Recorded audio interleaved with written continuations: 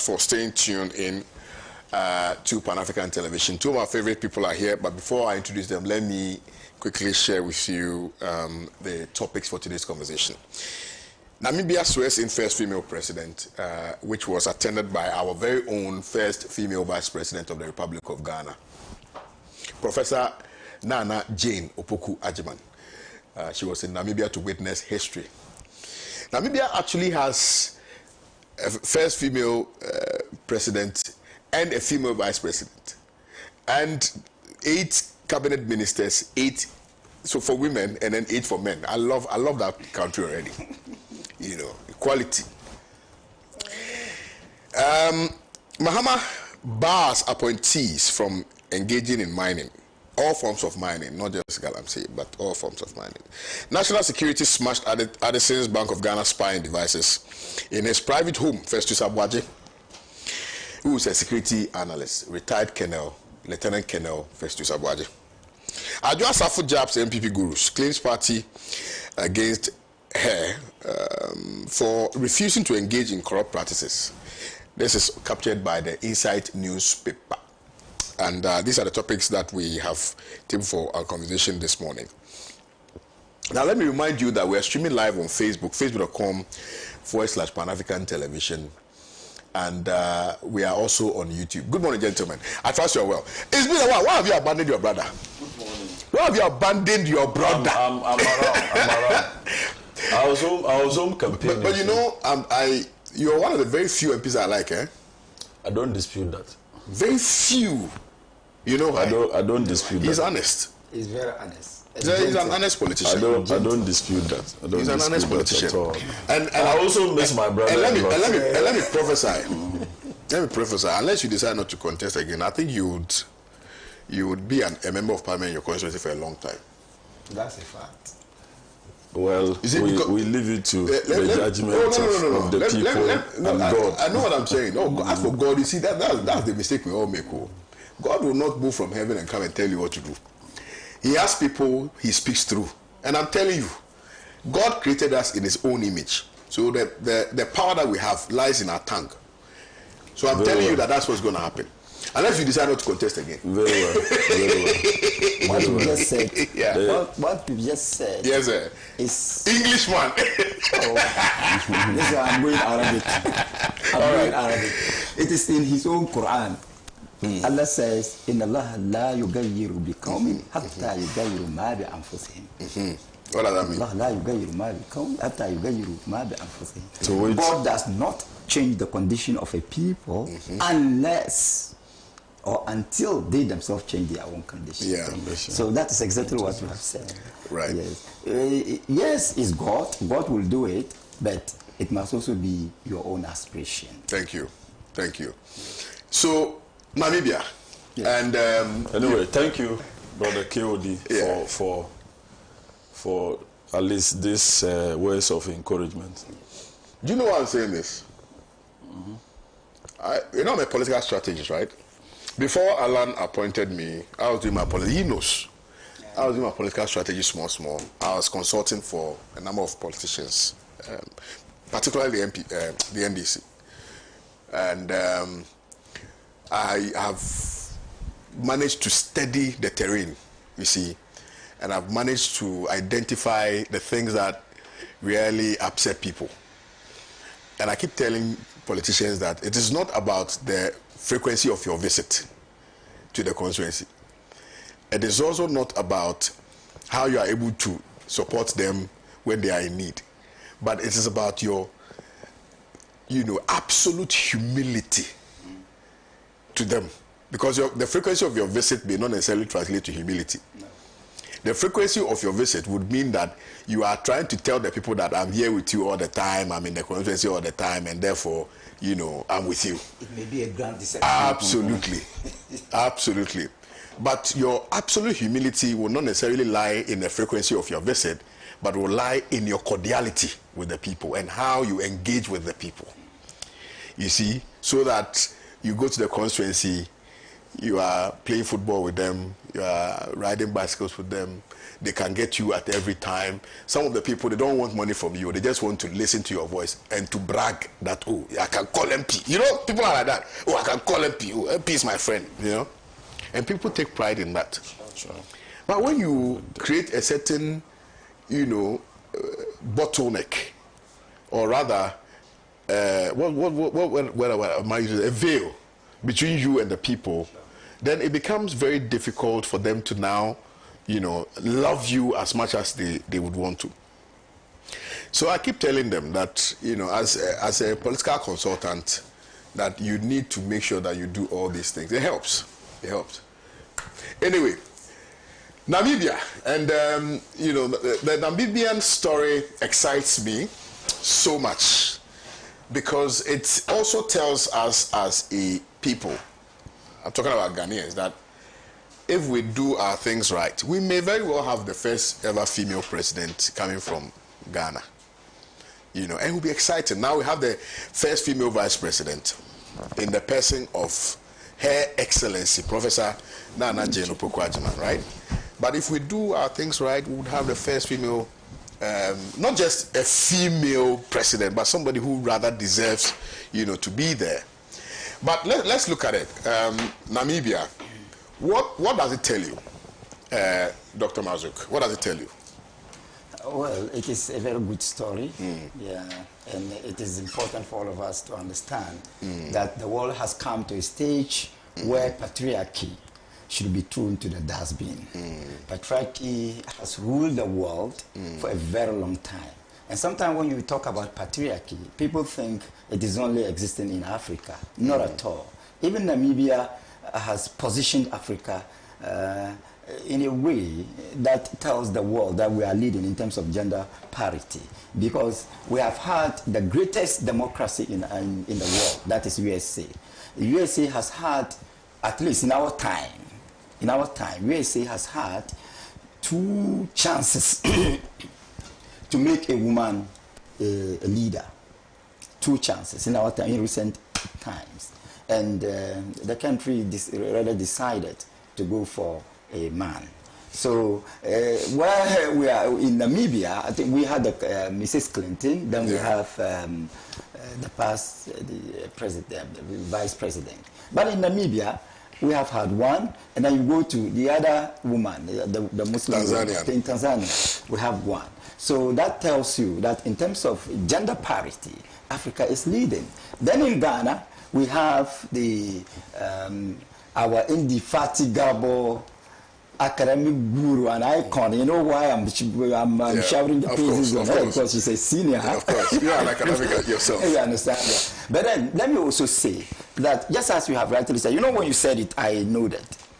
Yeah, we are not just looking for a woman. We are looking for a woman of substance.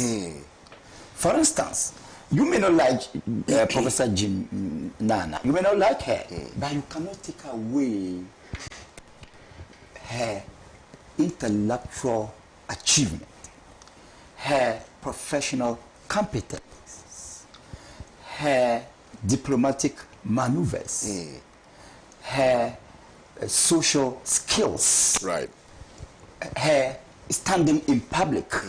You can't take away all these things. These are the kinds of women we want in our society, so that at the end of the day, we will be proud of them, they will be proud of us. This is not to say that we are calling for formally well-educated people, no, or higher educated people, no. We are calling for well-behaved women. It doesn't matter your level of academic achievements. It doesn't matter your level of riches. It doesn't matter your level of intellectualism. It matters. It matters well. Your level of well-behavior, your level of service to humanity, your qualification. When I talk about qualification, I'm not referring to paper qualification. Right. I'm referring to substantial human qualification. You should be able to serve the people. So I think this is good news, not just for Africa, but for the whole world. Well, thank you very much. Quick one. All right, Yes, sir. Talk to me. Thank you, my brother Kwame. It's been a while Good morning, my brother.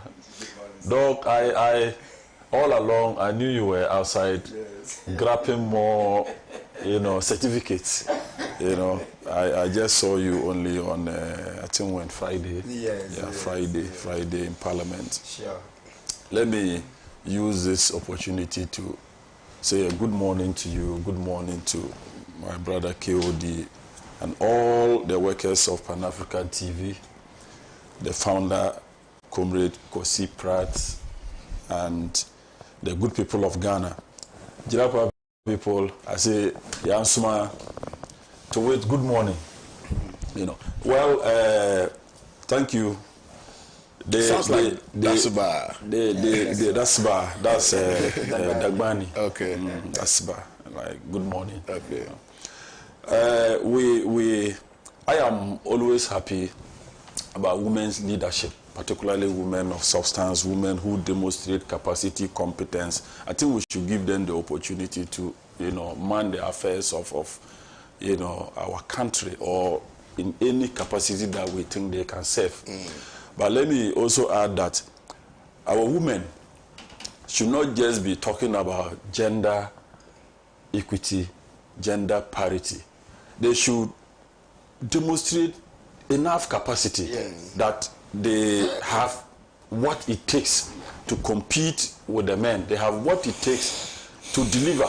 That is all that we need. KOD, women are mothers. However grown you are, your mother is still worried and concerned about you. So this shows that when you have them in position, I'm not talking from any research, but women are less corrupt than men.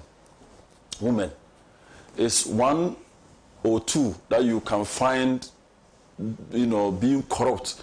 But when it comes to corruption, our mothers, they sympathize so much with whichever organizations that they find themselves than we, the men. So I'm saying this to mean that Namibia they've done very well. I know the woman is coming to face a lot of challenges, issues of unemployment, poverty, corruption. I'm talking about corruption because that is the bane of our problem. Right. Corruption is the bane of our development in Africa and even beyond. So if she's able to, fight corruption, I'm sure she'll be able to provide jobs for the youth. I'm sure. And one thing that is also affecting the Namibian people is this apartheid system. The minority whites are still in control, particularly the farmlands. They own many of the farmlands because 70% of the farmlands are being owned by the white minority in their own country. That cannot be the best. So it's one of the areas I think that she should be able to deal with it because that is just 1.8% of their population. Over 3 million people, then you have just 53,000 controlling the whole system, controlling the economy, and that cannot be the best. So you've also made us know that she has 8 male cabinet ministers and 8 female cabinet ministers, 50-50. Very good, appointments. Yeah. We can only wish her well and pray that she should be able to deliver, to show, to the world that a woman can do it and do it better, as they have always said. I wish her well, wish her and her team very well. Right. Namibia should not be in poverty. Africa as a whole, our problem is how to utilize the resources of our countries very well.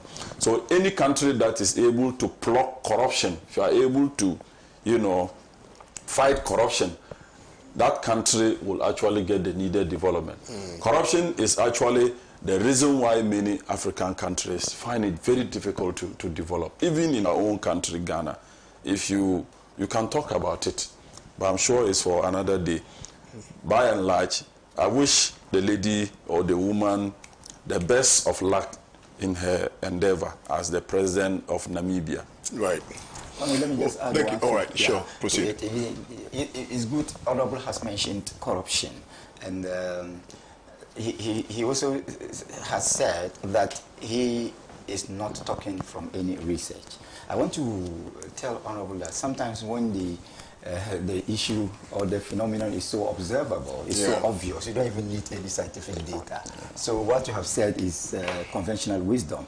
But one of the factors of corruption is accessibility. Right. Perhaps women are not too corrupt because they do not have on a large scale a kind of accessibility to resources. So let me add that in a world, a very changing world, where women are pushed to occupy any position, when they do, they should not behave like men, because the world has come to a stage where the woman can no longer be a microwave of the matrimonial bed or an object of the kitchen. So let the woman have every reason to prove that. This was organized in Namibia. Yes. And I must admit, her speech was very powerful. Yes. You know, it was attended by our very own Professor Nana Jenopo-Kwajiman. They exchanged wonderful pleasantries, and you know, she really spoke the minds of many Africans. You know, about how we should be independent, about how we should not really rely on I think that's the husband, I believe. Oh, no? Okay. You know, it was such a beautiful ceremony, yeah. Of course, you expect independence. Yeah. The word independence from her, because she should be speaking from experience. Yeah. And if you read something like her background, you notice that she's been somebody who's been fighting against apartheid, the white minority rule, and all of that. So I'm sure she's now in a better position to deal with it. Absolutely. Yeah. All right, then let us move on to discuss some other pertinent issues here in Ghana. And it will be instructive to apprise you with the events which have occasioned over the weekend, I believe, or which occasioned over the weekend. One of such has got to do with the fires in Kumasi, the fire outbreak in Kumasi, and how we've been unable to deal with fire outbreaks in recent past. Dr. Marzouk, it's quite worrying, you know, that more often than not, we are subjected to the effect of our inability to deal with the issues of fire outbreaks. It's sad. You know, that our mothers will have to go through so much to put resources together, to put body and soul together, gather some small resources, start businesses, and then, you know, those businesses engulfed in belching smokes and, you know, blazing fires, right? And more often than not, again, it's as a result of our own negligence, but also more so is the negligence on the part of persons who have been assigned to deal with the issues of fire outbreaks in this country. First of all, what is your candid opinion, right, on the menacing development? Because it's been perennial for quite some time now, of fire outbreaks, particularly in our marketplaces, and how we should be able to deal with it immediately. Well, let me first of all say that the unfortunate trend is an amalgamation of many failures. The failure of public policy, the failure of institutional efficiency, the failure of personal responsibility.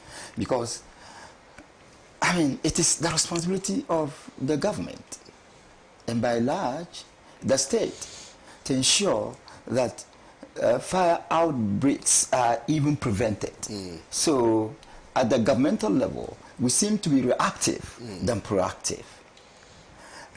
Now, the fire, when we are even, when we put ourselves in the position of proactiveness and reactiveness, we even fail to address the fundamental issues. And this analysis is in relation to public policy. Absolutely. Yes.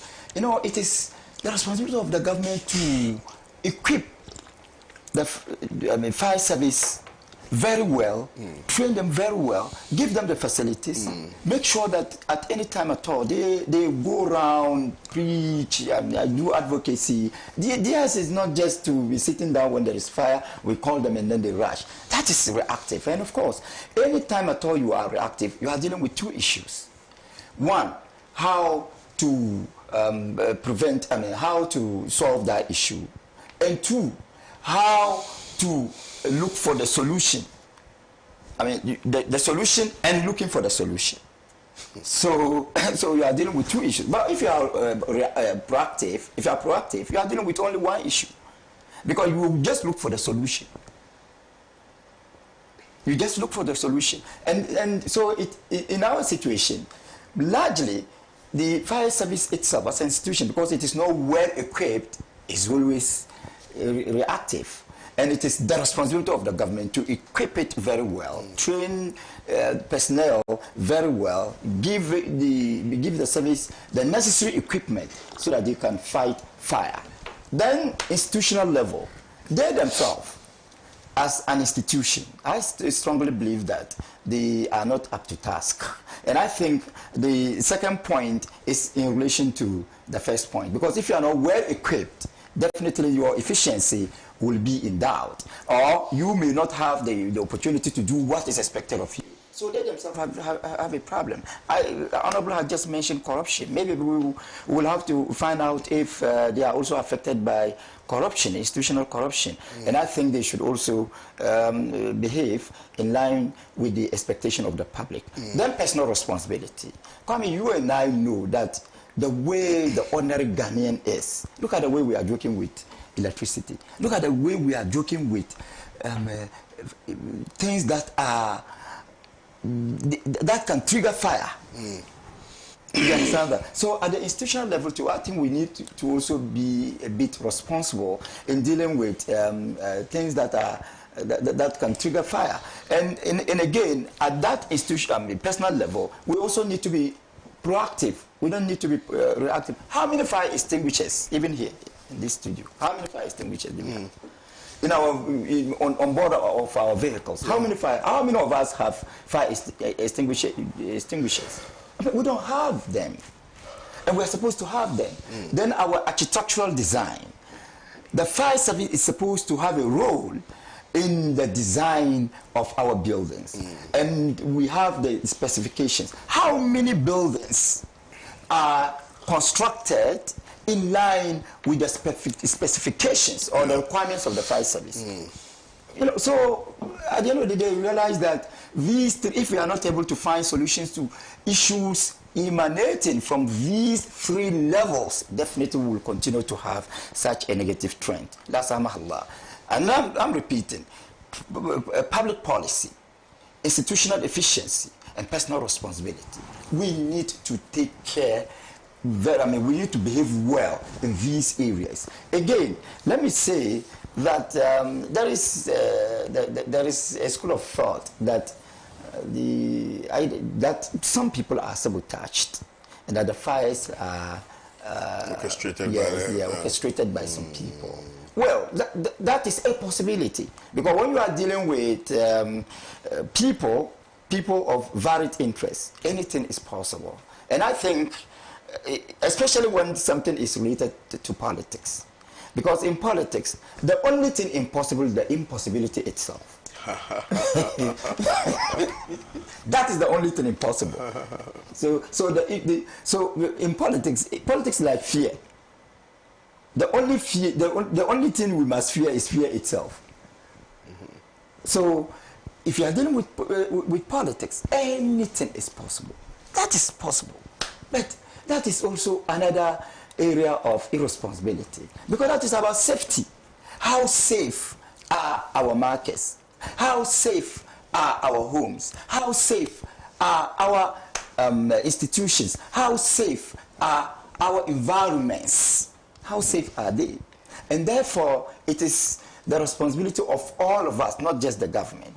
And if it is true, because it is hypothetical, if it is true that people are behind these things, then it becomes a national security issue. National security, and they with all its intelligence, should be able to unravel this mystery. Very well.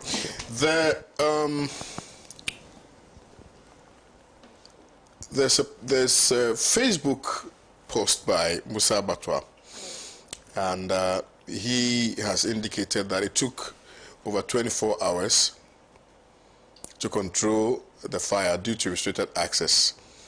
And he says that they highlight the need for better planning and fire safety measures. Exactly. I didn't look at it. I think he's speaking, he's saying part of what I have said.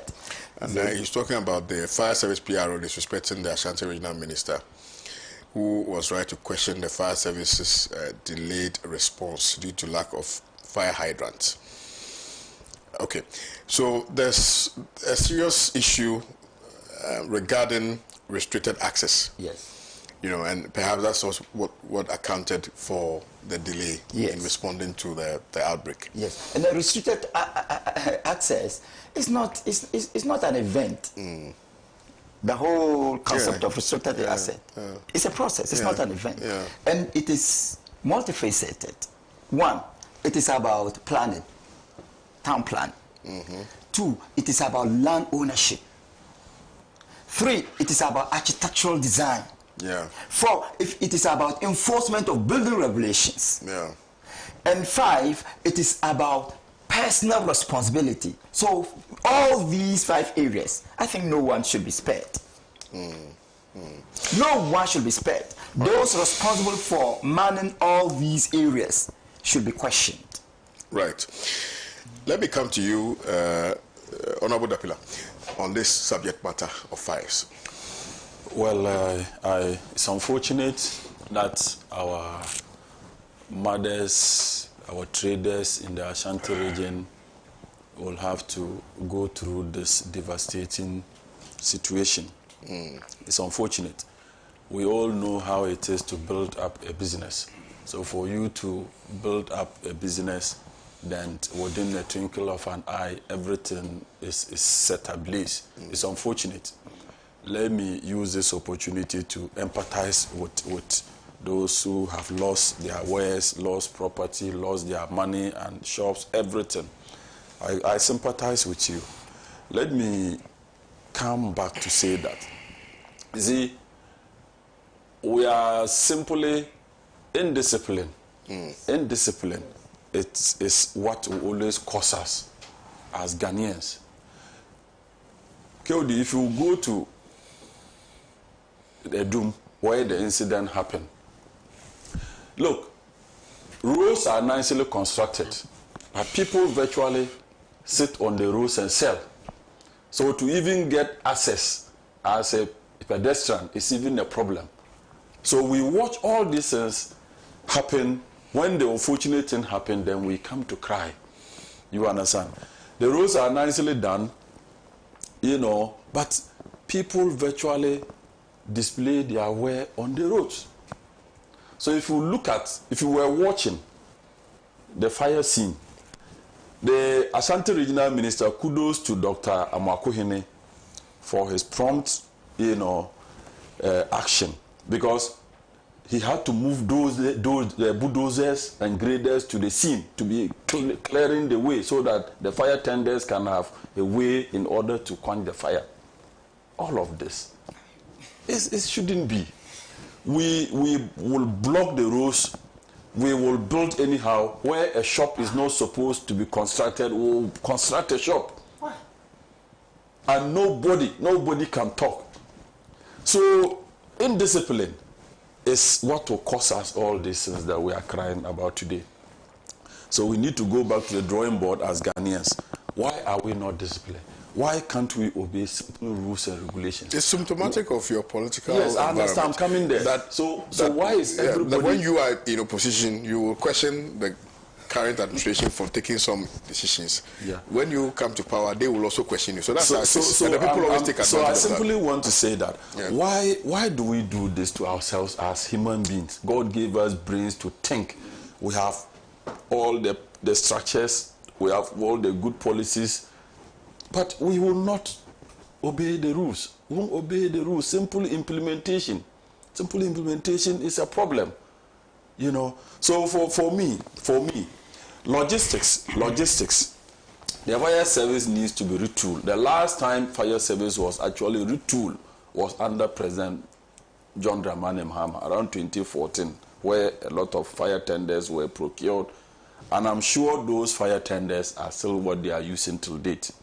Let's look at how we can acquire modern, tenders, modern firefighters equipment, and train our fire service personnel to be able to deal with such situations. Look, one of the things that hurt me so much as a Ghanaian is that why will anybody use a fire tender vehicle to go fetch water to go and sell?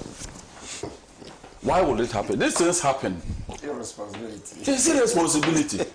You can't be doing that. So the service should ban all this nonsense. You cannot, when do you think fire will occur? So if you fetch water to go and sell to somebody to make money by way of IGF or how they call it, me, I don't even know. So if the tender moves away, then fire starts. By the time it returns, then the whole, he cannot deal with the situation. You understand? I'm not cutting you short, Honorable. But in a serious environment, in a serious society, in a serious country, the fire used the water used to quench fire cannot even be the same water. It cannot be the drinking water. It's not possible. So it is even an embarrassment, a national embarrassment for us to witness this. Sorry for. So for me, let's look at let's just instill some discipline in the system. Let's look at logistics constraint, training and retraining of the personnel, vis-a-vis we, the citizens and the traders. Let's create access, because even if you are a trader and you are going to take a shop, you yourself, it should come to your mind. You should think that, look, where I'm taking my shop, if there is fire outbreak, how will a vehicle, a tender, a fire machine comes there to be able to attend to me? You should think about all these things, and the metropolitan assemblies that are in charge of our markets should look at modern ways of constructing our shops and how to equip them even with fire alarms and all those things. We should be able to we should be able to install modern fire equipment, alarms in the shops, so that at least the little fire, once the fire starts, it should be able to trigger an alarm so that fire service can come. This thing about how, you see, the way people have even thronged to the place. It is even difficult. Yes. I don't know why we do that as Ghanaians, And most of them are taking pictures. Because once you are there, how the human traffic alone will even prevent the fire tenders. And we do that all the time. Cannot give them access. There is an accident and you see people through there, and they will even go and rescue. Recently, I saw an accident happen between Abri and then is it Abri and Somenya or something. That you see that stretch. And then there were some people in the vehicle. Somebody was just recording and instructing other people to go and rescue them. I mean, look, I think we have to take the bulls by the bull by the horns, because the way we are going, if care is not taken.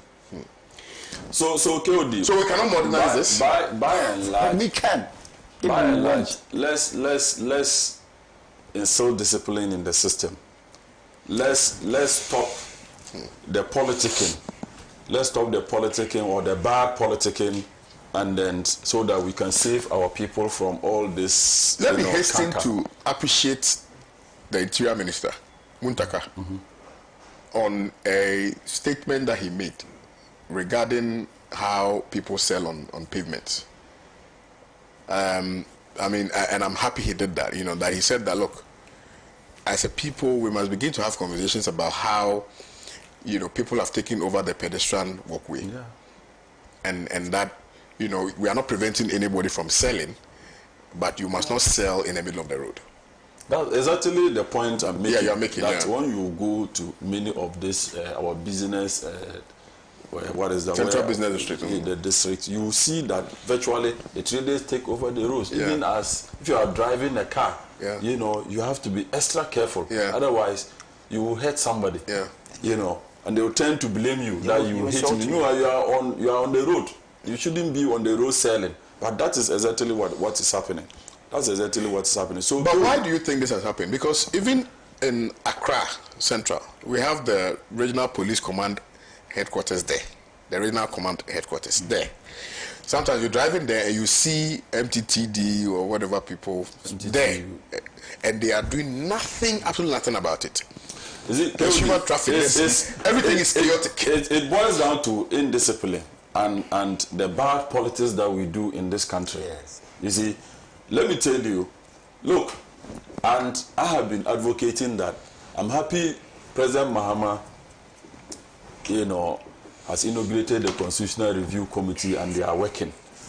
I believe and hope that we should be able to engage the Constitutional Review Committee so that we can at least amend some of our laws to reflect modern day events.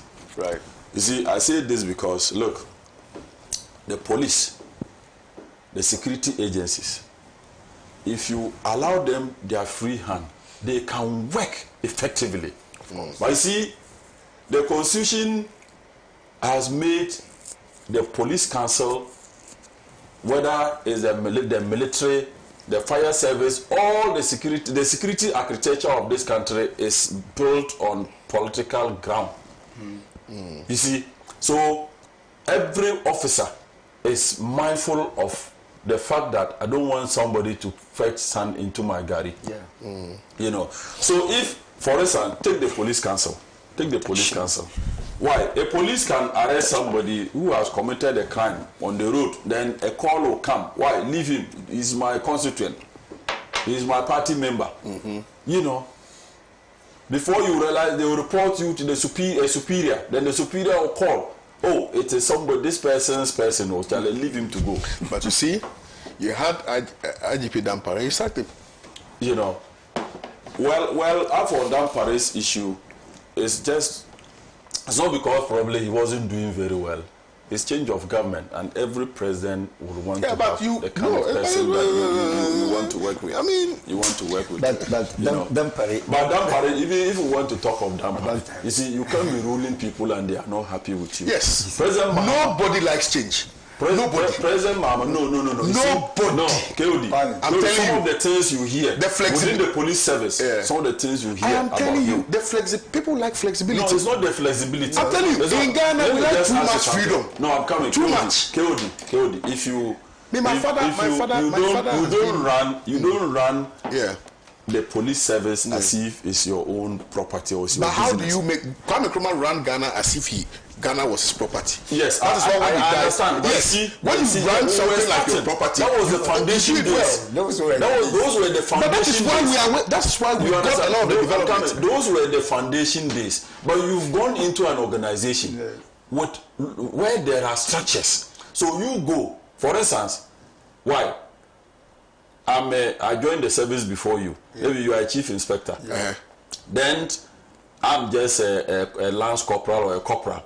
Then you want to promote me, ahead of my senior.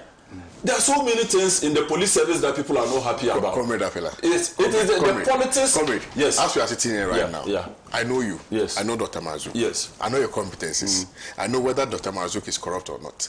I know whether Dr. Marzouk is disciplined or not. I know whether Dr. Marzouk has been involved in shady businesses or not. I know all of that, right? And I've been assigned to restructure a system which is so plagued with, all of these things that I'm talking about. You may not like the approach, but the guy was doing something great. No, but you have to address his concern. But that's what I'm saying. Yeah. I am saying that if you had senior officers who were corrupt, senior officers who were doing land grabbing, senior officers who were involved in all manner of shady businesses, and the guy was trying to raise the system. Why is President Mahama appointed almost... If you look at all the state-owned enterprises, why has President Mahama appointed young guys? Because he wants to change the system. Let me answer. No, that's not what we are discussing. I'm just if you have such corrupt officers, you sack them. You see, you sack them. You would have said the same thing. No. You promote people on them, and then you keep them there. That's do that, the system will rebel. Use the system. Use the system to discipline them. And come out to let everybody knows that this is your somebody was interdicted. When your new Yohonu came, he has all the people were interdicted under Dampare. He has lifted all of them. Because the decision was wrong. Because the decision was wrong. Why was the decision wrong? It was wrong because you cannot, if you want to interdict somebody, let the person go to face the disciplinary committee. Yes. Let the recommendation come. You don't just sit and use your. So you are sitting here and telling me that Dampare Somoto took decisions to interdict people. But that is that's what people said. That's what he did. That's why he led two styles of life, right? Two styles. The life of liberalism in public and the life of authoritarianism. You see, that's the point. You see, the problem is that you are also, you're also looking at it from a very skewed perspective. No. That's you are. I've listened to some police officers. I've also listened to there are some treatments which were meted out to my personal friends, and I was not happy about it. You and I have different positions. Why do you think that your position is not skewed? The current Western, no, because I'm looking at issues from two perspectives. I'm also looking at it. You are not looking at it from Dampare's perspective. You are looking at it from those officers' perspective. And I'm telling you that juxtapose both. I'm saying that I have friends. Hold on. I have friends, like for instance, the current Western Regional Police Command. He was unfairly treated. Yes. So granted, he had excesses, right? So I'm saying that. So those are the excesses I'm talking about. We could have dealt with those excesses without necessarily relieving him of his. No, but that's a different argument. But for you, one minute. For you to even accept that he has excesses. Yeah, but who doesn't? Oh yes. Who doesn't? So must we serve people because they have excesses? Must you promote people over others because they have excesses? What are you talking about? What am I not talking about? You can't do that. If you can't do that, I am saying. So in the first place, he even used his own his manner of punishment was whimsical and capricious. He never used the laid down procedure to punish people. Why did he do that? Well, he was saying, let me go. You are speaking from which perspective? Listen, Cody. How did you know that? How did you know that? How don't you know that? How do you know that? How do you know that? So that's what I'm saying. That's why I'm saying that I am not in a position to know exactly because I'm not part of the service. No, but so I'm saying how then? Because all these things that you're talking about, you don't know. Because you. You see, let me tell you. Just mention one. That's what I'm saying. Just mention that. So how do you know? A minute. Let me tell you something. That's what this. The reason why this country is struggling, it is because when an individual is appointed to head an institution, the individual thinks that institution is for him or her. Your personal. You see, let the structures work. Yes. Let the structures work. That is all that we need. You had a police. You understand? You had a police service that was non-functional. How do you know that? No. Why? Others he wasn't the. That wasn't the only effective IGP.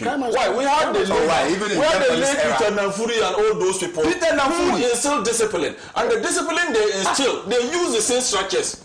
Which structures? This is the same structures. It's an organization. The introduction of the decentralization of communication. It was not. It was at the time when Peter Namfuri Dems were there. There was nothing like that. But why? Nobody stopped it.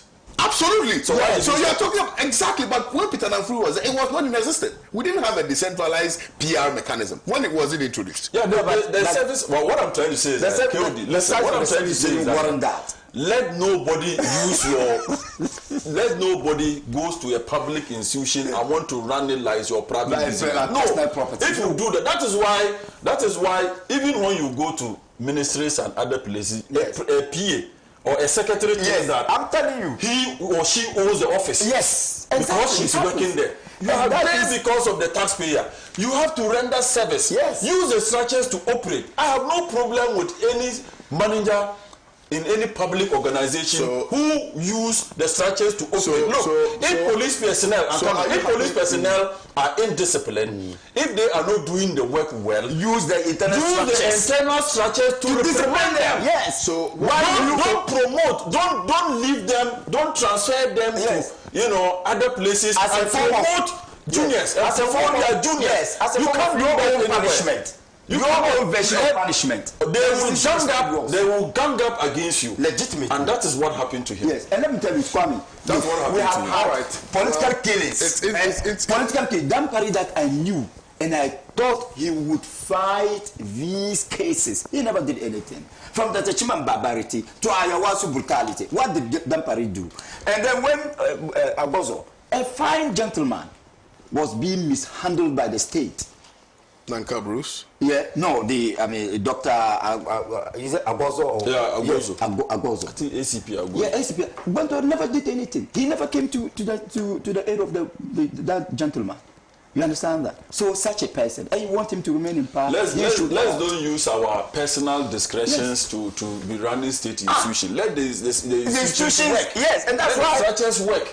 Police service has been in existence for a very long time. I think it has its own institutional structures. The structures may not be adequate. Which institution does not have structures? Yes, but all institutions have structures. Yes, so the but does it mean that is why we are no? So then let's leave the constitution as it is. The structures may not be adequate, but it is not for Dampari. I'm saying that it is not for Dampari. I'm saying to become a demigod.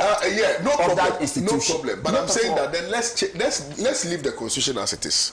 Why would you because the constitution is a structured book that we use but for the constitution does not address micro issues.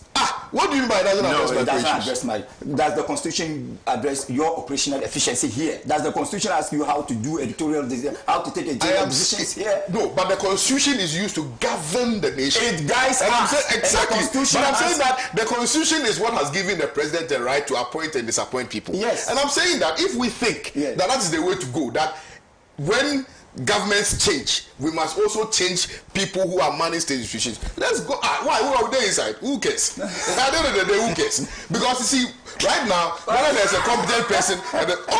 Middle Power is not my friend. He's not my friend. But I thought that when people are in any civilized country. Yeah.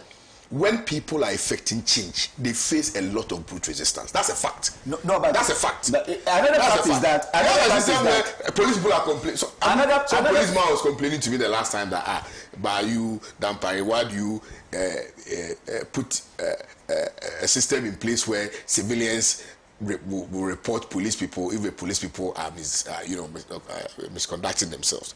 That's the reason why the guy said he was happy when that police officer is very ill informed because he's very ill informed. That is also his reason. No, and his rank. That is what they believe. Pips has been in operation before Dampari.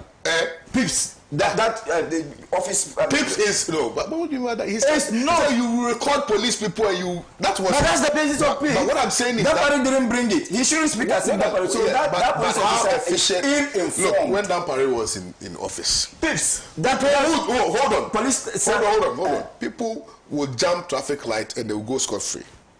When Dampari was IGP. The police visibility and that he introduced and things like that. He didn't introduce police visibility. But who did it? Alassane did it. Okay. Who amplified it? Oh, what is the level of amplification? How do you justify that amplification? When Alassane introduced it, let it be on record here that Dampari did not introduce it. Okay, Alassane, former GP Alassane did. Well, I dispute that, but I want to grant you that. I dispute it, but I want to grant you that. Who made it more visible? How do you define your more? How do you define your more? What do you mean by how do I define your more? I want to know. Was it more visible than Alassane? It was more visible than Dampari. You are just being biased. It was more than.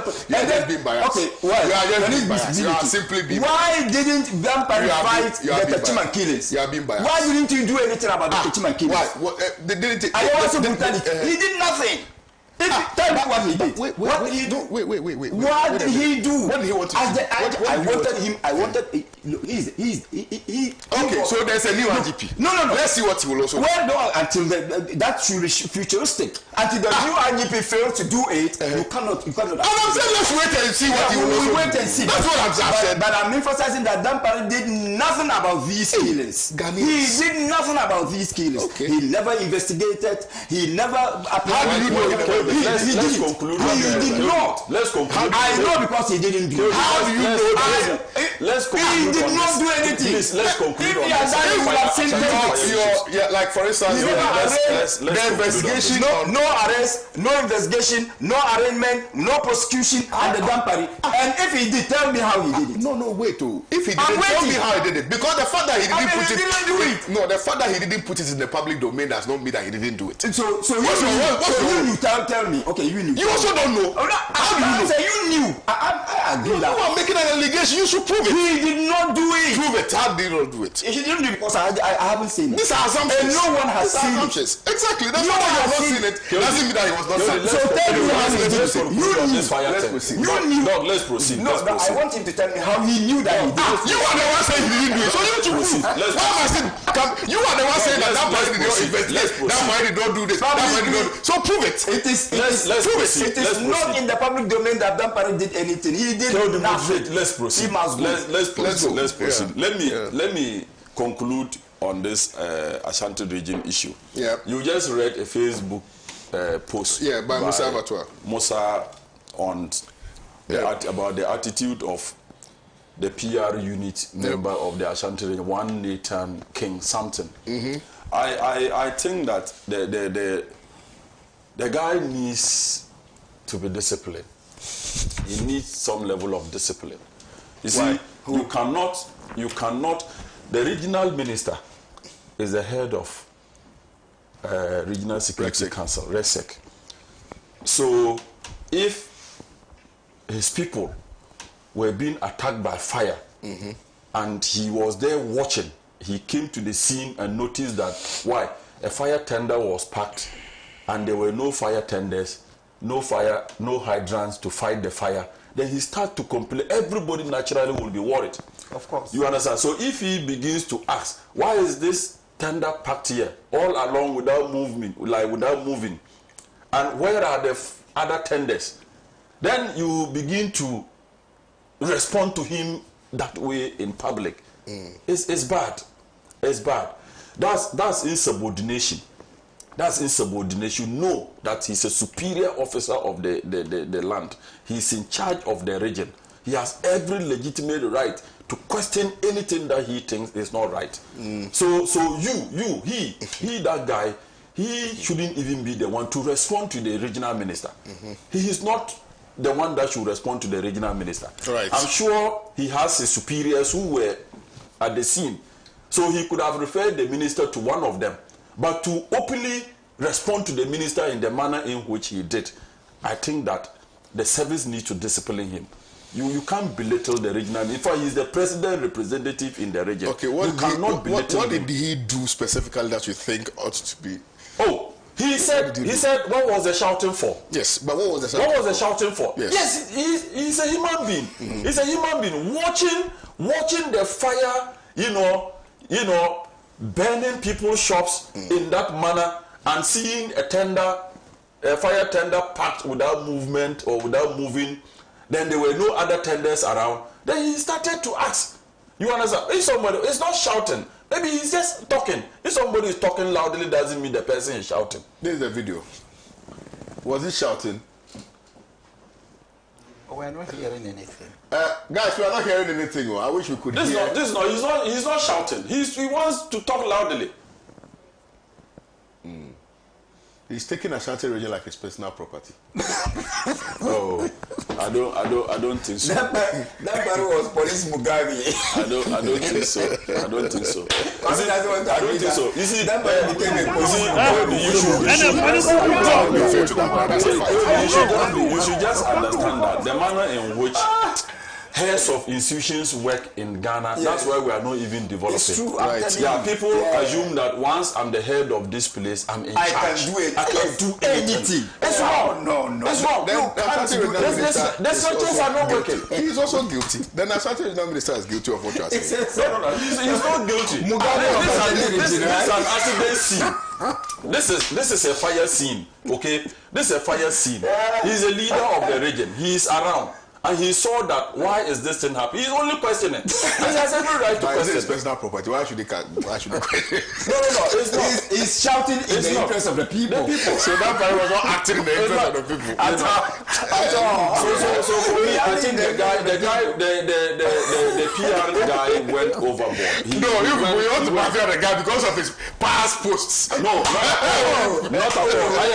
I'm not referring to his past posts.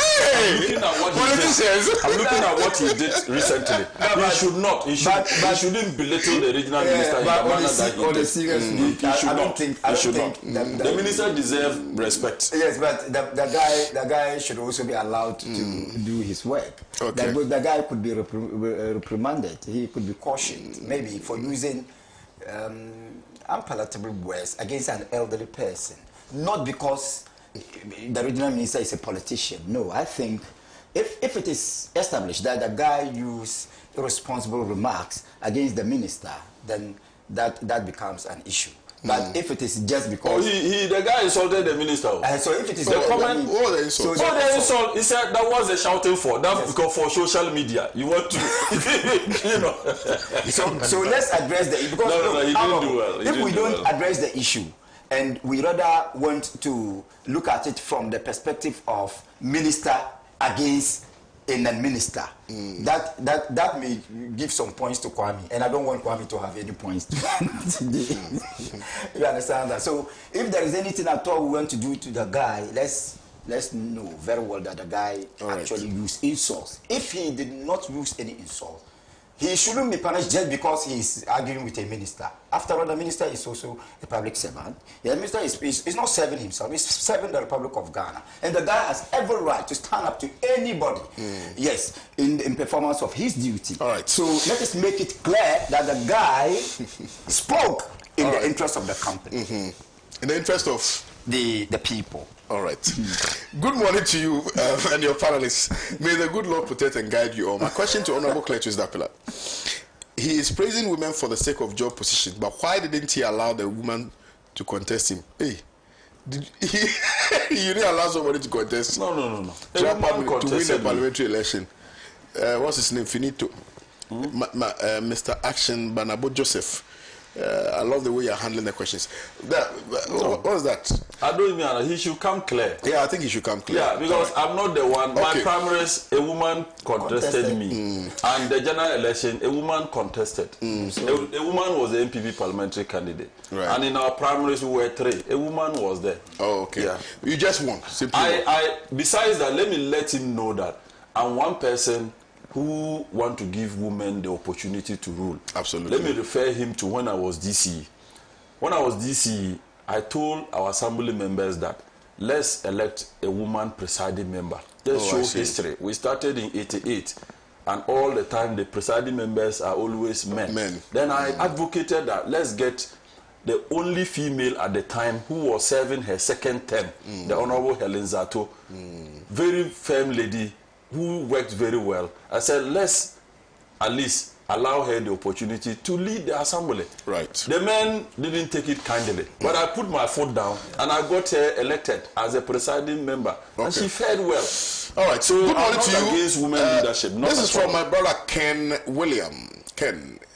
The rampant fires are not mere accidents, but acts of sabotage. Since political fires began after the overthrow of Nkrumah, when his books, offices, and factories, the ideological institute, etc., were set ablaze by politicians. Again, the Foreign Affairs Ministry and markets were bent when NPP lost power in 2008, and the trend continues to date. It's no wonder we have more fires after 2024 polls, and they are bent on vandalizing everything, including bungalows and hospitals, water bodies, furniture, and gadgets in Parliament.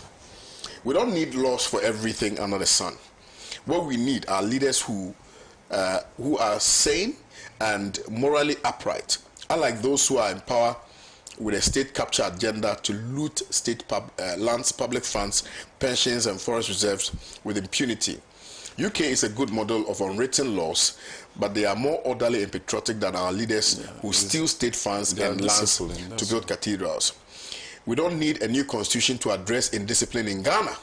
What we need are leaders who are selfless leaders who are morally upright and are ready to enforce the laws without any or favor, unlike Akufo-Addo and his Achim Mafia, who were empowered with a state capture agenda to loot state lands, bungalows, pension funds, and foreign, etc. Okay. Thank you very much, Ken William, for your message this morning. I believe that the Constitution needs some amendments. I believe, and I advocate for it any day, KOD. The Ghana, our governance structure is political. We don't even have any independent institution in this country, because every position in this country must be appointed by the president. You understand? So when the person gets in, the person is watching his back. You know how the person is careful not to step on the toes of the president. The person is careful not to, you know, take certain decisions that will go against the president's party people. You understand? So we need to restructure the Constitution. People usually argue that the Constitution is good. The Constitution, you see, you should carve a Constitution.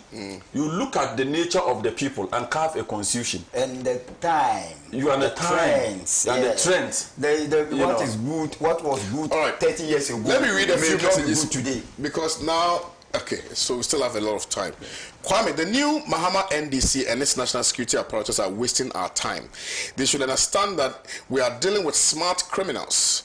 What have they achieved after raiding Ofurata and Dr. Addison's homes? They only waited after the loot have been relocated and they're moving.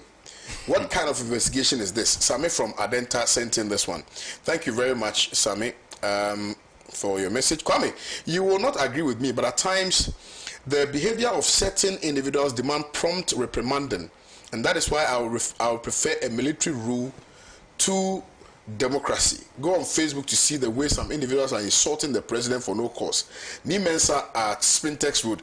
I said it. You know, in Ghana, our motto is freedom and justice. We have too much freedom. Too much. The freedom is too much. The justice is very little. That's the problem. All right. Okay. The Ghana National Fire Service has faced significant challenges in maintaining an adequate fleet of fire tenders over the past decade. According to Muntaka Mohammed Mubarak, the minister designate for, or he's actually the minister now for Interior, no new fire tenders have been procured in nearly 10 years, leading to an aging and unreliable fleet. As of November 2024, reports indicated that out of 248 fire tenders nationwide, 133 were out of service due to various mechanical issues. However, efforts have been made to address this shortfall, with over 80% of the non-functional fire tenders restored to operational status by late 2024. While these refurbishments have improved the GNF's capacity to respond to emergencies, the absence of new fire tender acquisitions during the specified period highlights the need for continued investment in modern firefighting equipment to ensure the safety and effectiveness of fire service personnel. Thank you very much. John Atta from Medina sent in this one. I appreciate it.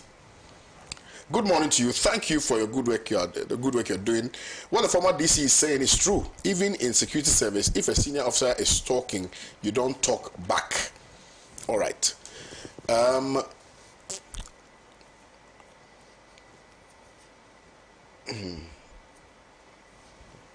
Okay. So let's proceed and look at. Okay. So this one says, MPP should stop comparing their governance to that of the NDC because they took over an economy from NDC, which was servicing its debts, unlike what the MPP left behind. They should be drummed into the ears. Asanko from Santa Maria sent in this one. Most grateful to you, Asanko, for your message. All right. So, good morning to you. Very interesting program. My name is Kenneth. I'm watching you live inside Jirapa Zongo. My regards to my hardworking MP, Cletus Dapila, who has joined your discussion. Thank you very much, and God bless. All right. Let's look at the other issues for our conversation this morning. This one is from, this one says, Mahama bars appointees from engaging in mining. And I think it's important to start with you, Honorable Dapila.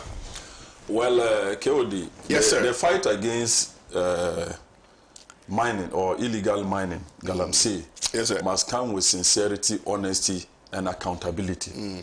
It shouldn't be just by word of mouth.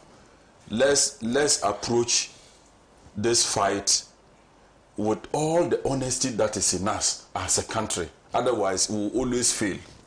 You always fail. You see, you cannot want to favor your party people to be doing mining, and you think that some people should be arrested and used as scapegoats. In that manner, it won't work.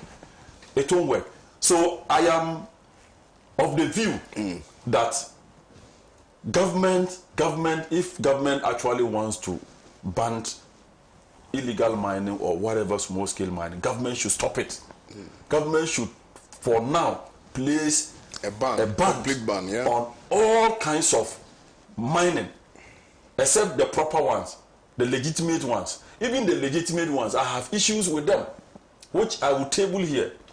You see, let's also look at how mining leases are given to these foreign companies and other mining companies to mine. KOD, the laws, we have to look at the laws properly. My father has a farmland where we farm to get our livelihood. Somebody sit in Accra and give it as a concession to a foreign company to come and do mining. So you cannot farm, no proper compensation. So that family, or my family, where do you expect us to eat from? Where do we get our livelihood from? So we need to look at the laws, even as we give concessions by way of the law to foreign companies to mine. Let's look at the law. The law itself is not helping. Right. Because if you come and take my farmland and you are mining, and you sack me, you haven't compensated me. I'll also find a way. I'll find a way to also be doing whatever mining that I can do to also survive. So let's compensate landowners adequately, even though the law says that all natural resources underground are for the state. But it doesn't mean that we should not compensate the landowners or the farm owners properly. If we fail to do some of these things, then we cannot fight this galamsey thing. We cannot fight this illegal mining. If we want to ban it, let's ban it in total. But let's don't give discretion to others because their party is in power. That's why it failed the other time. That's why it failed the other time. And let me also caution that, you see, the law enforcement agencies, they should look for the proper illegal miners. The proper illegal miners are sitting in offices. They have offices in East Legon, they have offices in Jowulo, they have offices in Airport Hills. They have offices in Airport Residential, in big places. They are the ones doing illegal mining. They send innocent boys to their site. Then the law enforcement agents will go and arrest them and punish them. We are punishing innocent people. We know them. We know them. Mineral Commission, they know them. They know them. They know those who are, they know everybody and his concession. They know. They won't go after them. They go after innocent children, vulnerable. The law is supposed to protect the vulnerable. But in this case, the law is affecting the vulnerable because they have nobody to talk for them. Because they can't hire a lawyer. They go and pick them, prosecute them, jail them 10 years, 15 years, 5 years. Some are students, you spoil their education. We should look at the law very well. The illegal miners are there.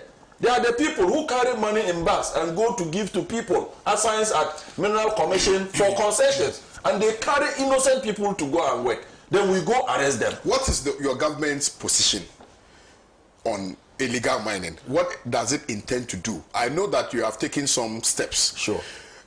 When the last minister was vetted and approved, he organized a stakeholder conversation. Sure. And I think the vice president was in attendance. Yeah. Subsequent to that, we have also launched the river guards, right? Ostensibly to protect our river bodies, etc., right? What is the clear policy direction of this administration in respect of galamsey? What is it? I want to know.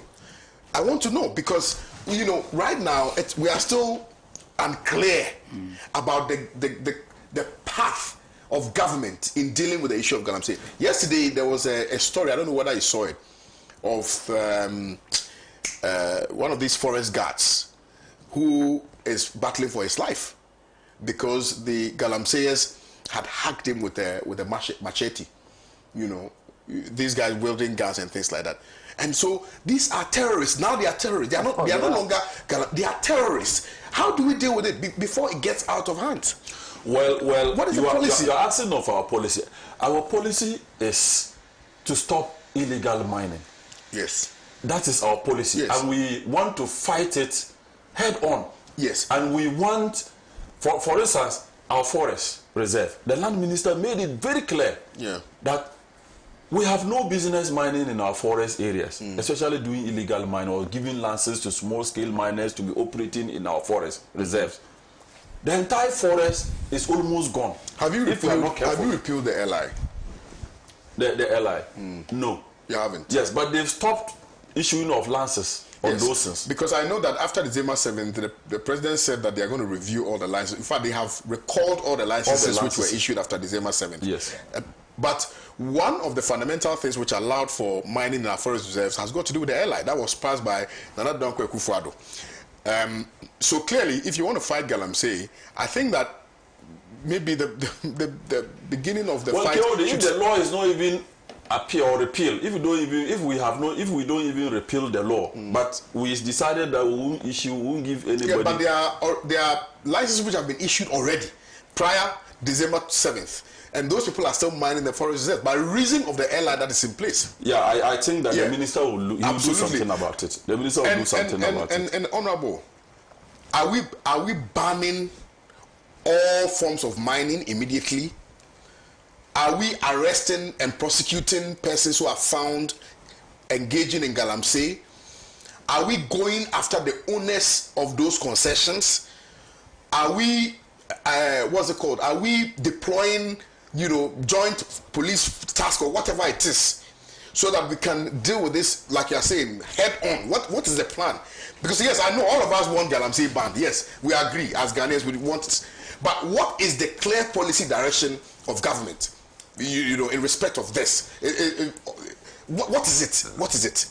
Well, KOD, Yes, you say clear policy direction. Yes. The policy of NDC, when we were campaigning, yes, we advocated for responsible mining. Yes. You understand? Yes. And we said that when we come, yes, we will let them register. Yes. Then we give them lances and tell them areas that they can mine without destroying our water bodies. Yes. But for now, in order for us to assess the situation, we are banning all illegal what is the small scale mining. We are saying that they should stop all the licenses that were given. It should come to halt so that we review it. So for now, the law enforcement agencies are working hand in hand to ensure that all illegal miners that are in the forest are apprehended. Fantastic. That is all that we are doing for now. For my point, the other point I'm making is that, you see, the reason why people will punish a political party in this illegal mining or Galamsey fight is that if you ask Dr. Marzouk not to do illegal mining, and you allow me, Cletus, to be mining because my party is in power, Marzouk people will fight the current government. But if it is that, irrespective of your party, don't do it. Let's stop everybody.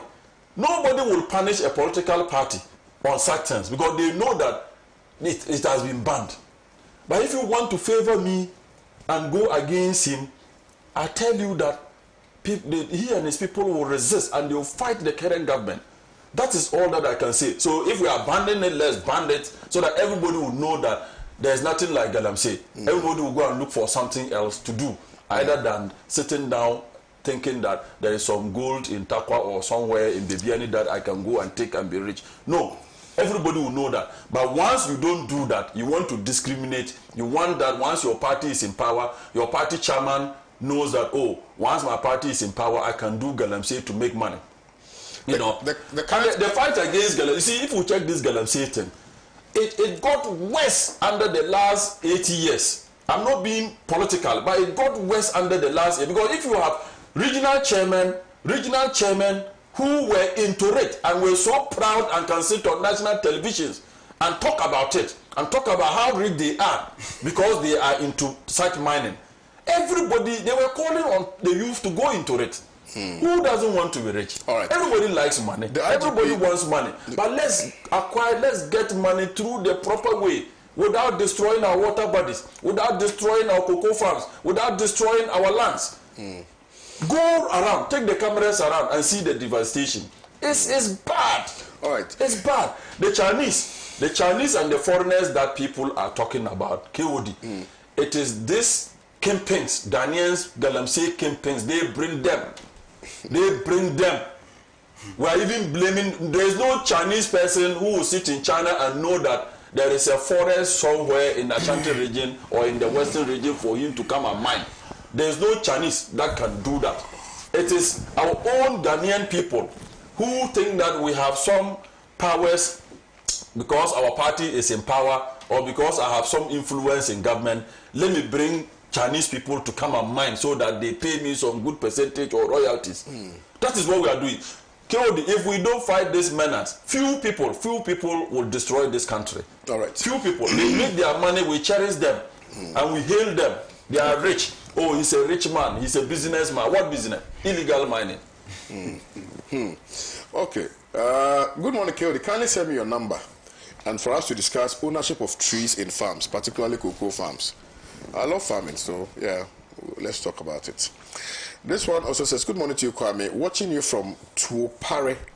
My name is Badima Moses. I want to say a very good morning to my very hardworking MP, Claire Tusedi the Pillar.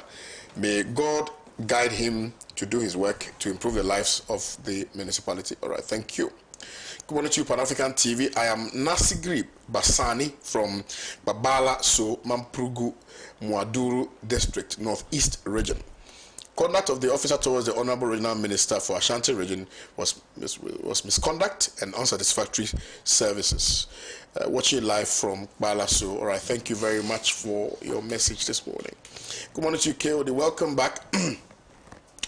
I heard some of the panelists accusing the Ashanti Regional Minister of behaving as if the region was his private property.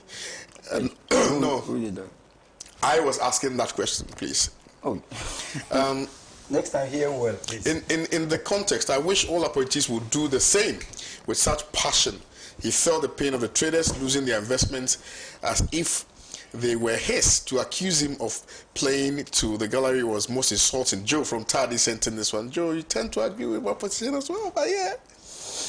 All right, Loretta from Cantonment says, Mohammed's government is far better than Akufo-Addo. He should keep it up. Well, thank you very much, Loretta. Good morning to you, Lamin and Hassan from Kumasi. Greet your panelist, who is my classmate back at LawSec. He should keep it. Who attended LawSec? Laura? Yeah, oh, okay. That's my alma mater. Great LawSec. Okay, your classmate. Okay. His name is Al Hassan Lamin. Yeah. You remember him? Very well, very well. Okay. Very well. Does he check up on you? We do once in a while. Oh, okay. Yeah. Good morning to you, Pan-African Television. The Galamsey terrorists should be shot and killed, even if it's my friend or family. Victor sent in this one. Yeah, I like people with such boldness, you know. Samuel Yaho Ansre, Accra. So GNFS and Rexet couldn't mobilize all fire tenders in the region or beyond within 2-3 hours to put the fire out the fire. Would that arrogant fire officer send an empty tanker to such a place if it were to be his house on fire? He sounds like an opposition party's communicator. Dr. Alhaji Mazuk, are we going to support the publication of a handout of the achievement of Osajifo? Okay. Of course, yes, we are going to do that. Yes. All right. We will do it. Let me come to you on this Galamsey matter, Doc.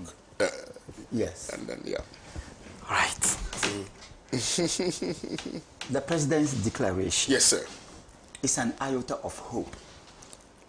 That is far from being a solution. Far, far, far, far from being a solution. I still love it because it expresses an iota of hope. Galamsey is a crime of multiple perspectives. Galamsey has never been a crime of one perspective. It has always been a syndicate. Honorable, you've mentioned that the kingpins, they are there. Then they are collaborators in government. In politics, they are also there.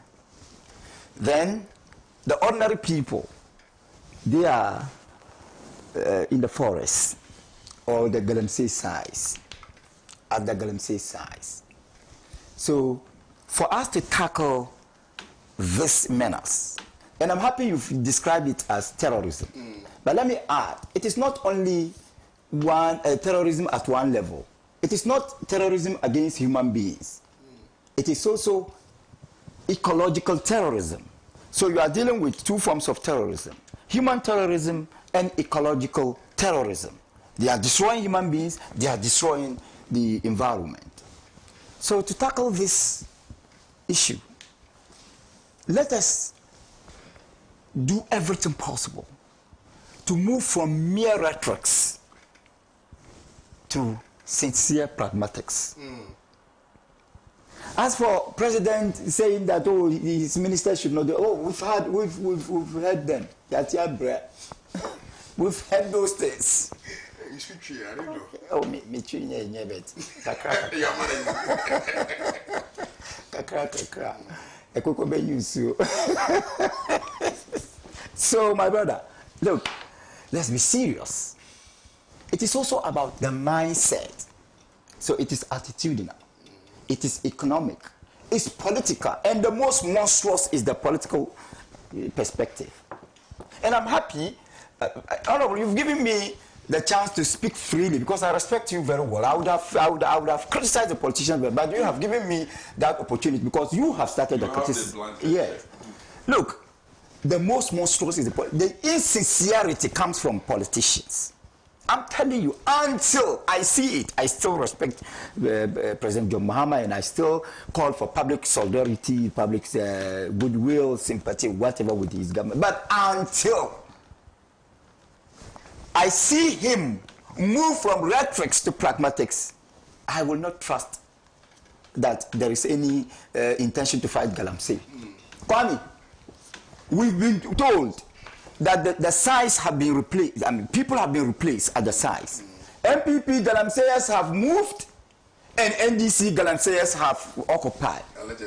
Allegedly. No, I'm saying we've been told. Yeah, it's an allegation. Yes. No, well, whether it is an allegation or not, that's what we've been told. You're not sparing anybody. You understand that? No, we will not spare anybody. So if that is the case, since you say it is an allegation, hypothetical. If that is the case, let me use an if clause. At least for my respect for you. But if you do proper analysis, it is not far from truth. If that is the case, President must start from there. And the soldiers who have been deployed to the sides must themselves be sincere. Because in the last regime, we were told, also allegedly, because that too cannot be the biblical verse or Quranic verse. We were told that some of the soldiers manned Galamsey sides. They had their own fair share of the business. We were told that was what. So this time around, we are appealing to the soldiers to be sincere in the fight against Galamsey. Two, the mindset. I think there should be a huge dose of advocacy for Ghanaians to understand that destroying the environment to become rich is not the only option. It's not even an option. It is important for all of us to understand that we have a responsibility, we have a role to play in the fight against this menace, but the lead should be the politician. And in this situation, that the lead fighter should be the president. Until the president demonstrates action beyond the mere words, I will continue to be very skeptical, and I will continue to regard whatever he says as mere rhetorics that must be replaced by pragmatics. Thank you. Well, thank you. Hold on, you want to make a quick... I see you. Just want to make... President Mahama fight against Galamsey it comes with sincerity. You can see it in him. You can see the actions of the land minister. You can see the interior minister. They are working together.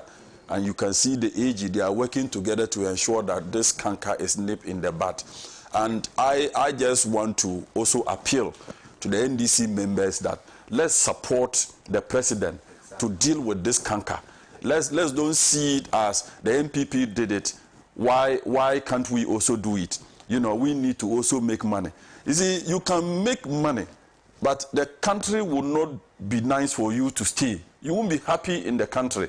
You can make money in a very good way, in a decent way. That look, you can live a life, you know, not necessarily being rich, but a happy life.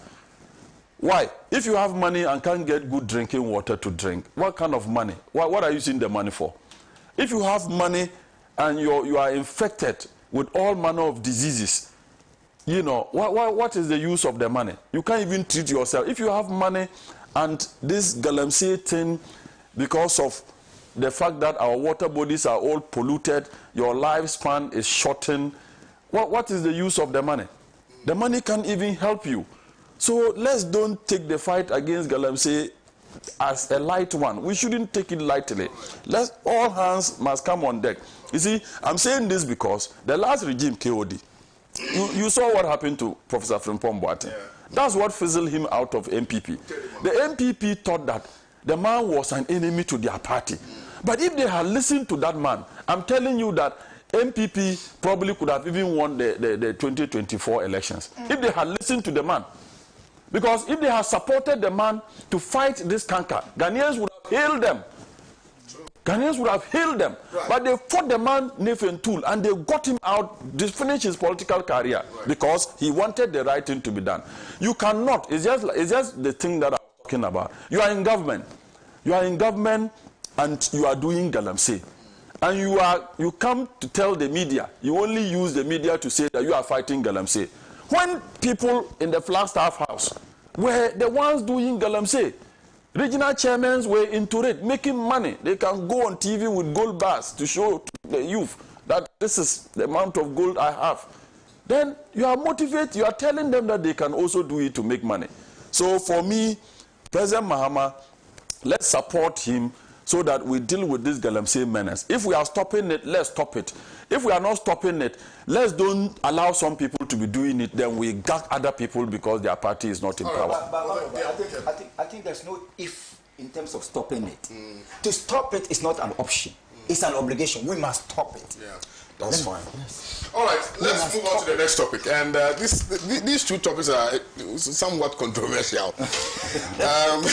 But today all the topics are controversial. Yeah, today me and you have been disagreeing, but it's nice. Some people are complaining. Oh, okay. Somebody who's a very ardent viewer of African television says, "Hello, KWAME. I've been observing for some time now, and it seems to me that you have become brazenly and critically opposed to the NDC. Oh.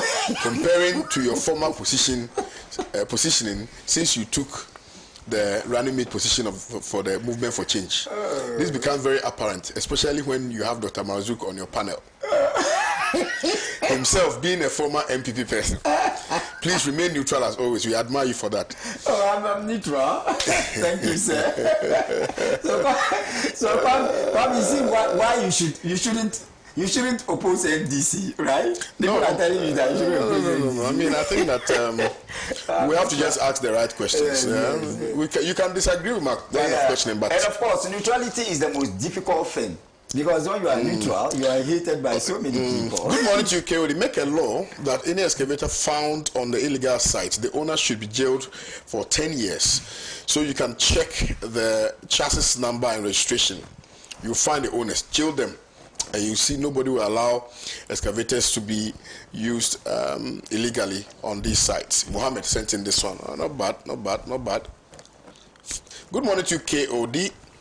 I thank Honorable Seydi Dapila for his submission. We pray for long life. Joseph Dakura from NKC. Which one is NKC? Nadoli NKC. Yeah, Nadoli Kaleo constituency. Oh, okay, I see. I know him. I know him. He's Okay. one of the executives. Okay, right. This one says, Kwame, banning illegal mining completely would help protect Ghana's environment, water bodies, and farmlands. However, a total ban might not be enough. Strict enforcement, alternative jobs for miners, and sustainable mining policies are also necessary. Very.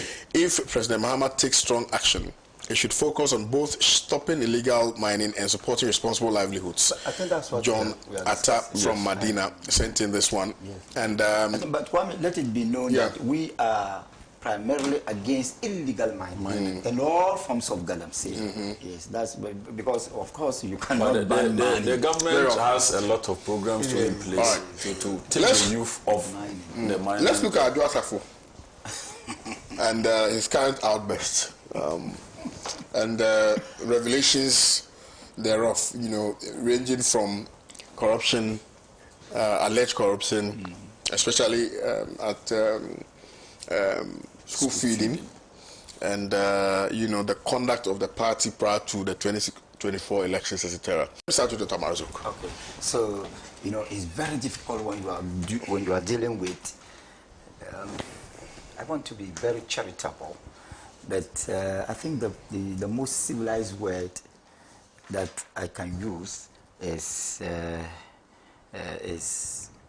that misbehaved, right? Misbehaved. When you are dealing with a misbehaved institution and a misbehaved individual, it's very difficult to analyze and to even say who is right and who is not right. But I think our job is not even to say who is right and who is not right. Right. Okay, so Adwo Asafo, in the first place, Adwo Asafo has every right to say whatever affects her and whatever she knows about MPP. But we also have every right to remind Adwo Asafo what she also did to MPP. We also have every right. Then we also have every right to remind the MPP about what it did to Adwo Asafo. We have that. First of all, for Adwo Asafo to say she has been treated unfairly, well, it is a matter of debate. One, you have had the opportunity to become an MP on the ticket of the party. You have occupied a juicy position in the legislature. You have been given a ministerial position. You have enjoyed this ministerial position. You contributed to a large-scale misgovernance of this by this party, right? You have seen all kinds of enjoyment, and you've on so many occasions defended this party and its level of misgovernance. This is not to say that the party didn't do anything in power. It performed to the best of its ability. But corruption galore, lying galore, misgovernance galore, those things we will say. But that is not to say that the party has never done anything. At least it has come to power, it has done something. But if you analyze what it has done rightly and what it has done wrongly, I want to believe that in the estimation of many Ghanaians, the party did not live up to expectation. And that was why the party was rooted out in the last elections. I want it to be on record. So when we are talking about the misgovernance, that is not a matter of totality. That is a matter of contextuality. Right. So Adwo Asafo, now you turn around. Because you feel the party has done something wrong to you, you come to the public domain and you are making all sorts of invectives against the party. So it's like, I'm sorry to say this, it's like a society of devils. The whole society is made up of devils. One devil rebels against all the devils within the society. Then he or she goes out of the society and constitutes a subset Now the subset is fighting the domain. That's exactly what OWUSU is doing. So to me, it's mere theatricals. Mere theatricals. Whom do you want me to trust? Do you want me to trust MPP or OWUSU? The value is the same. It is the same. Since when OWUSU became the defender of the truth? When Ghana needed her to speak the truth, just as Professor Galamsey Freepin Boateng did, OWUSU never did that. OWUSU, you are on record to have gone abroad on the ticket of the party and perhaps taxpayers' money. You were abroad. You were enjoying. You punished the party. Even when you punished the whole nation, because you were a minister. And you were so powerful that your ministerial position couldn't be taken away from you. You were so powerful. You were so powerful. You disappointed your own constituents. You disappointed the whole country because as a minister of state, you were responsible for performance. You never performed. You were out of the country. But she explained why she left. It was, to rebel against the position of the party, particularly when she was assigned to investigate the. So it was rebellion, right? Yeah. So she's justifying my words. No, well, so if it is rebellion, why do you rebel? Do you rebel as a punishment, as a form of collective punishment? You can rebel against the party. She should have resigned as a minister. Because look, the ministerial position is not an exclusive property of the party. Honorable, if I am wrong, correct me. Very right. Yes. Even the MP position, why will you punish your own constituents? Because of your party. The collective punishment. So she's still wrong. And that's what I'm saying, that it's difficult. It's very, very difficult. So all we can say is that OWUSU, MPP, both are the same. All right. And the value is the same. Okay. So OWUSU should be the last person to accuse anybody. Okay. She doesn't have the moral right. All right. Even she doesn't have the moral to accuse the devil. Point final. Well, thank you very much. KOD, greet my son, Honorable Cletus Apila, and good friend, Dr. Marzouk. KOD, the fight against Galamsey will be won, no matter the manipulation by opponents.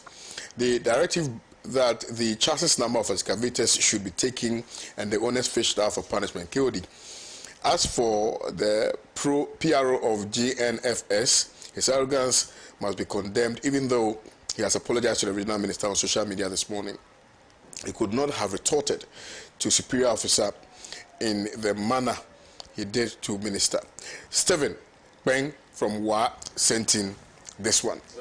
My father, a Keda. He's one of the Kedas of the party. We are greeting. I'm also greeting you, sir. We rise in your honor. Yeah, he's still looking very young and handsome, Yes. Yeah, so, oh, nice man. Look at his picture. Oh, fantastic. Very handsome man. Fantastic. I like him so much, Sure. Very loyal to Pan African TV. We'll grow to become. He's a known Keda in the NDC architecture, particularly the Upper West politics. He comes from Laura. Okay. You guys should organize some awards for people who have been loyal to your party. Give them some honor. We'll do. Okay, I'll give you an idea. KOD, my bite on this. No, I'm coming to you. I just want to read two more messages. From Starren Wendell in Keta. For KOD, Galamseyers are murderers. I agree. So whatever government should do to flush them out, so be it. And let haughty shouting lawyer come on set and shout. Okay. Good morning to you, KOD. As always, your panel members are very patriotic on this morning's topics of discussions. That's why we like Pan-African television. I'm also delighted to be watching my MP, Honorable Seydou Dapila, exercising a high sense of patriotism. God bless him. Please tell him we need to develop woodlots in Jarapa to less the domestic energy needs of our mothers. I'm available to support. Thank you. Cosmas from Jarapa. You know him? Okay. Very well. He's a caring MP, so he knows all the... Oh, but no, because he was the DC. After MP, you can't know everybody. Our girl was so scared to talk about it. Now she's free to talk. And for that matter, I hope she still has more to talk. If Ghanaians should allow her to give us more information Finally, this will be the end of MPP. This one is from Larry in Spintex. KOD, good morning to you and my honorable MP Kletusedi Dapila. I am Nasigi Pogevuri. I hope I got it right. Eric, watching you live from Japa, Akoro. Your programs are always educative and interactive. Thank you.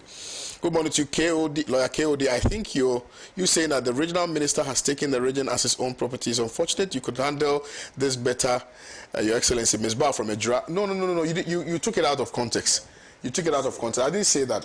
We had earlier made a point, and I was also making reference to that, using that as an example. Oh, so please, you took it out of context. It was even a question. Yes. We accuse Dampari. Yes. Hijacking the police service and making it his personal property. So you're asking whether the regional minister also did that. Exactly. So please, you took it out of context. I cannot disrespect the regional minister. It will be injustice for the security agencies if the fire officer is punished. What is the minister's initiative about the fire service in his region? He should stop being a social media minister and be an inspiration to the youth. TM sent in this one. The Ashanti, I'll come to you, sir. I'll give you the time you need. I'm loving the messages that are coming.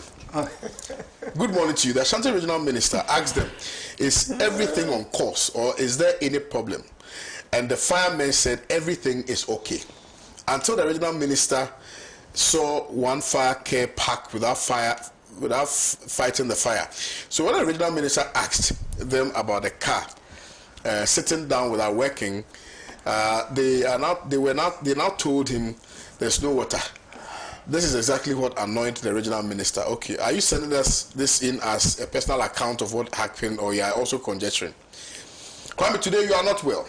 You seem to be suggesting what your panelists say and how to say it. I will not do that. I'm your fan, but today, dear, I'm not smiling. Cobra from WAS in this one. Cobra. Good morning to you, Kevin. I'm surprised you asked whether Ashanti regional minister is shouting because it's not his personal property. Yes, the region is his property because he represents the president there. So you see, there are two different conflicting positions on that. But Kwame, let me assure Cobra of one thing. Honorable and I refuse to be bullied. Dear citizens of Ghana, never stop praying for JM. He must know his uncle sent Nanado. Hey, no, please. What are you saying? Somebody to go and die, something. What are you talking about? Good morning to Kwame and your cherished panelists. I thank your panelists for their constructive contributions to the issues under discussion. On the issue of fighting illegal mining, let's as a country think of alternative livelihoods for the Galamsees. Good morning to my hardworking MP, Honorable Kletusedi Dapila. Keep the fire burning from Thomas Ahamzuma Yeku. Ahazuma, okay. Yes. Good morning to you, Lawyer KO. They are just why is she talking? She should have sung this song before the election if she is that honest. It's not surprising because she worked with the mother serpent, which we all know. Bibi from Musuku sent in this one. Okay, if I follow the messages, you won't get your time to speak. So let's get to you. For me, the issue about Honorable Adjo Asafo, who was former deputy leader at the time she was in Parliament, or until she was taken away. You see, I would not have gone into this matter except the corruption aspect of it. Because all the things she said has to do with her party. But you see, for her to come out to say that... Wait, there's breaking news. I need to verify, but this is historic. Ghana gets its first female chairperson of the Ghana Armed Forces Council. Professor Nana Jane Opoku-Agyeman. Wow. Congrats to her. The Ghana Armed Forces Council, the chairperson of that will be, the first female vice president of the Republic of Ghana. That's historic. Yeah, I need to verify, but yeah. That's historic. So for me, the problem I have is the corruption aspect of her submission. The fact that she said she did an audit of the school feeding and noticed that there was some level of corruption in the system, and she submitted her report to the president. and the president didn't do anything about it. Adjo is bitter because Adjo felt that Nana Addo betrayed her because you asked me to go and conduct an audit of Ghana school feeding program. And the young lady did exactly that, submitted her report, and later you told her that you didn't ask her to do any audit, according to Adjo. Now, we Ghanaians are interested in that audit report. Even if we won't get that audit report, the current gender minister, the Venerable now Momo Agnes Latte, I believe in her so much. I believe she should conduct a forensic audit into Ghana school feeding program. And I'm telling you that everybody will realize that Adjo is not lying. Adjo is not lying. Particularly, Adjo mentioned the central region where the woman, the then former school feeding coordinator comes from. You know, ghost names, ghost schools. It is one of the problems of Ghana school feeding program. That's a fact. Ghost names. And KOD, most of the caterers, you see, the government, let me come to talk of the government. Government is pretending to be paying allowance for the feeding of our children. And the caterers are also pretending to be feeding these children. And everybody is watching because of corruption. Because of corruption. KOD, how can you use 1 CD 20 pesos to feed a child? How can you use 1 CD 20 pesos to feed a child? Those of us who are taking the decisions, those of us who are the policy makers, the decision takers, KOD, which of us will allow our child to go and eat this food? Let's be realistic. Let's be realistic. A good policy that we should do it nicely and ensure that our children are fed well. We sit and pretend. How do you feed a child with 1 CD 20 pesos?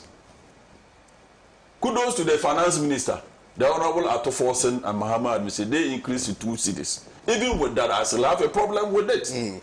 I still have a problem with feeding a child with 2 CDs per meal. You know, but they've done well. They've done something. So even with let's appreciate them. So now, even with the 2 Ghana cedis, or when Adjo was there, that time was 1 CD 20 pesos. Even with that, somebody will edit the money. Somebody will still edit the money. I like the way you say how much will be left? How much will be left to be used to feed the child in the Jirapa constituency? Instead of financial auditing, we rather have financial editing. I like you understand? So I have a problem with that. So for me, let's whether Adjo talking about her party this, her party did, her party report, and no and business. Anaba e man yele. Anaba e man yele. Okay. Sometimes I yell like you. Yes.